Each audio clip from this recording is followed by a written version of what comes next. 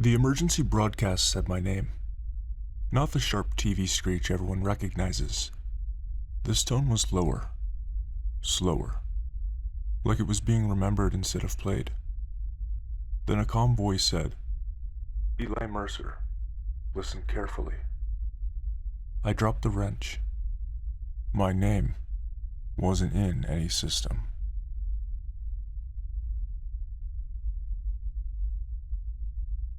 I wasn't supposed to be in the relay building that night. Officially, it was maintenance, swapping old coax, scraping corrosion off connectors no one wanted to replace. Unofficially, it was a favor, the kind that keeps infrastructure alive long after people forget why it exists. The building sat on a ridge past the tree line, where cell service died and the wind always sounded like it was dragging something heavy across the roof. Inside, the rack hummed with a tired electrical whine, like the room was holding its breath. 2 rules were posted by the door. Do not transmit without authorization. If the alert tone plays, do not reply. I almost laughed at the second one. Reply to what? The wall speaker clicked. The lights flickered once. Then the tone played. Not clean, not right. Just someone recreating it from memory. The hiss cleared. Eli Mercer. Do not look at the windows. Do not verify the doors. Do not use your phone light. My throat tightened. There were no cameras on me. No sign-in sheet. No reason for my name to exist in that building. I glanced at the windows anyway. Reflex. Mistake. The glass was dark, iced at the corners, and someone moved in the reflection. Not outside. In the reflection. Like the window was showing the room a half-second behind real time. I snapped my eyes to the floor. "Good," the voice said. "You heard the tone. That means it cannot reach you yet. You have 6 minutes before the building learns you are alone."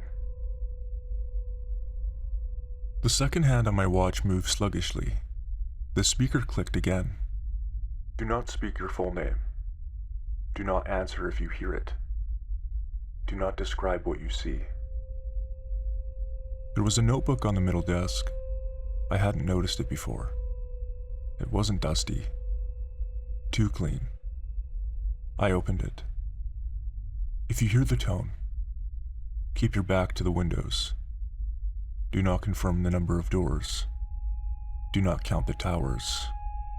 If it uses your name, it found it somewhere. If it uses your nickname, it is already inside. My stomach sank. I had a nickname. One only my mother used. The speaker inhaled softly. "Eli," it said gently. "Do you want to stay yourself?" The next line in the notebook was pressed deep into the page.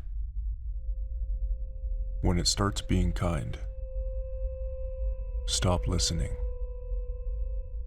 I reached for the speaker's power switch. "Don't," it said. "If you turn me off, you won't hear the next instruction." Then, "The chair behind you is not where you left it." There wasn't even a chair in the room, only a rolling stool. I heard it then, a plastic wheel ticking across concrete. One slow roll, then another. The broadcast shifted. Official now. "Emergency action message. This is not a test." The lights dimmed. "Remain inside. Remain quiet. Remain uncounted." "There are 3 ways out," it said. "That is too many." The building didn't have 3 exits. Unless it had made 1. "It is listening for proof that you are alone. then quieter.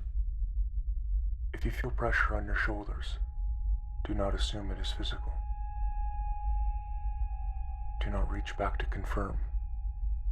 That is how it teaches you where your body ends. The space between me narrowed, like the room had stepped forward. A folded page in the notebook read, "Before the last minute, place both hands flat on the desk. Speak one word. Received. Do not say it twice."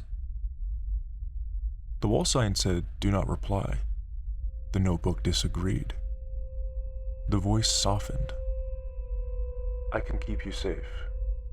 I am the only one talking to you." Then another voice spoke, not from the speaker, from the window. Eli. Familiar. Friendly. The broadcast didn't hesitate. "Do not respond. It is building a person out of what you fear." I placed my palms flat on the desk. Received.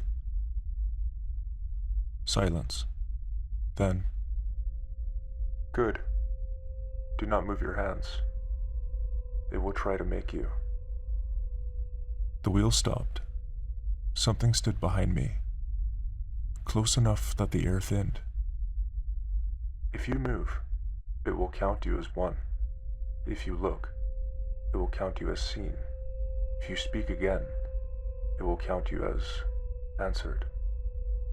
The pen scratched paper. New words formed in the notebook. Confirmation received. Count updated.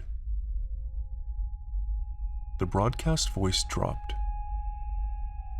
"I'm sorry. That wasn't for you."